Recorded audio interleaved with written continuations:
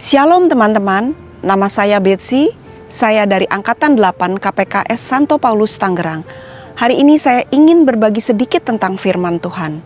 Namun sebelumnya, mari kita satukan hati di dalam doa. Dalam nama Bapa dan Putra dan Roh Kudus, amin. Bapa yang Maha Baik, terima kasih atas penyertaan-Mu hingga saat ini. Kiranya curahkan Roh Kudus ke dalam hati agar firman yang tersampaikan bisa terserap dengan baik. Doa ini kami panjatkan dengan pengantaraan Putra-Mu, Tuhan kami Yesus Kristus. Amin. Dalam nama Bapa dan Putra dan Roh Kudus, amin. Teman-teman pasti tahu ya lagu yang sering kita dengar.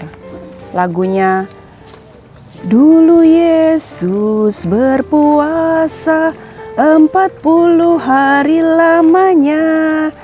Nah itu yang ingin saya bahas pada hari ini, diambil dari perikop Lukas 4 ayat 1 sampai dengan 13.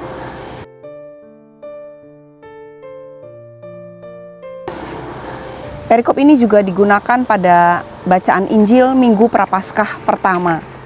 Di sini dilukiskan tentang pencobaan Yesus di padang gurun. Kita lihat di ayat 1 bahwa Yesus yang penuh dengan Roh Kudus kembali dari sungai Yordan, lalu dibawa Roh Kudus ke padang gurun. Hal ini sebelumnya sudah dinyatakan di dalam perikop sebelumnya pada Lukas 3 ayat 21 sampai 22 bahwa Yesus dibaptis di sungai Yordan dan penuh dengan Roh Kudus. Tidak umum sih ya sebetulnya kalau Roh Kudus itu membawa ke dalam pencobaan. Biasanya orang-orang mengasosiasikan bahwa Roh Kudus itu membawa ke tempat yang aman, yang menyenangkan. Tetapi kali ini Roh Kudus malah membawa Yesus ke tempat yang mengalami pencobaan. Di sini untuk menunjukkan bahwa hal ini adalah rencana Allah untuk menguji dan menegaskan ketaatan Yesus. Di ayat 1 juga diinformasikan bahwa Yesus dibawa ke padang gurun. Padang gurun itu bukan tempat yang menyenangkan, tempat yang secara lokasi fisik melambangkan tempat pengujian rohani. Kalau dalam kitab suci, padang gurun adalah tempat yang kesepian, ketergantungan total kepada Tuhan, di mana bangsa Israel juga dulu diuji oleh Tuhan selama 40 tahun. Bagi Yesus, padang gurun merupakan panggung awal untuk menunjukkan bahwa ia mampu mengalahkan dosa di tempat yang paling sulit ini. Nah, di ayat 2 dikatakan 40 hari lamanya ia dicobai iblis. Selama hari-hari itu ia tidak makan apa-apa dan setelah itu ia lapar. 40 hari itu di kitab suci mempunyai makna simbolis. 40 tahun di padang gurun, 40 hari Musa di Gunung Sinai, 40 hari dalam hujan di dalam kisah Nuh. Nah, di sini makna 40 hari merupakan pengudusan atau persiapan Yesus bagi tugas sebelum tugas beratnya. Yesus juga dikatakan tidak makan apa-apa. Secara biologis kalau nggak makan apa-apa itu dengan kekuatan manusia adalah suatu yang ekstrim. Namun secara spiritual ini menunjukkan kekuatan rohani Yesus yang menopang tubuh fisiknya.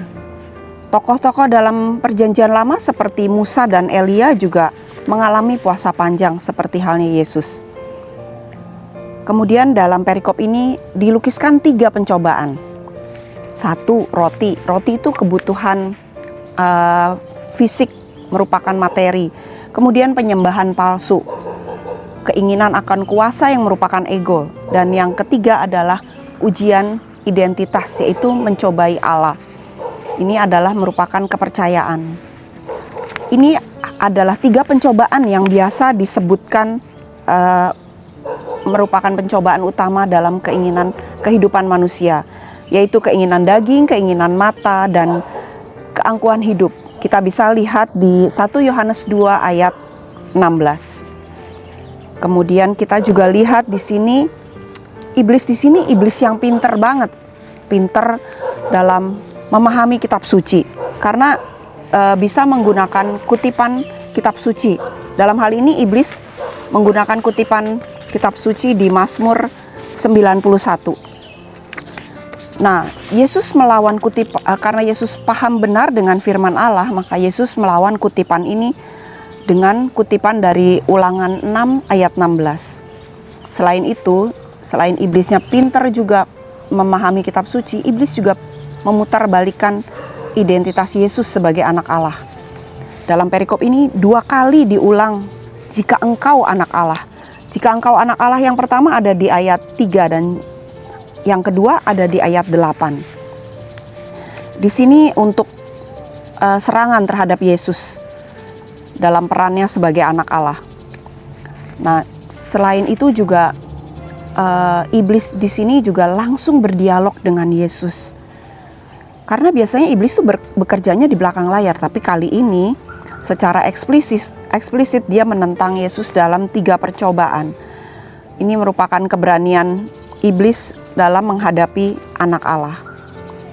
Kemudian tadi dikatakan bahwa iblis memang pintar banget dalam kitab suci. Nah, Yesus di sini juga mengatasi pencobaannya juga dengan firman Allah, tidak dengan kuasa, tidak dengan melakukan mukjizat, tetapi juga dengan firman Allah.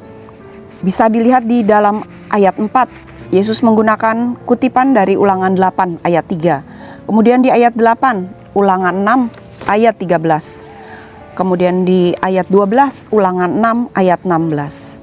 Di sini Yesus menunjukkan bahwa kekuatan sejati ada di dalam firman, bukan di dalam kuasanya. Dan terakhir di ayat 13, iblis pergi sementara waktu.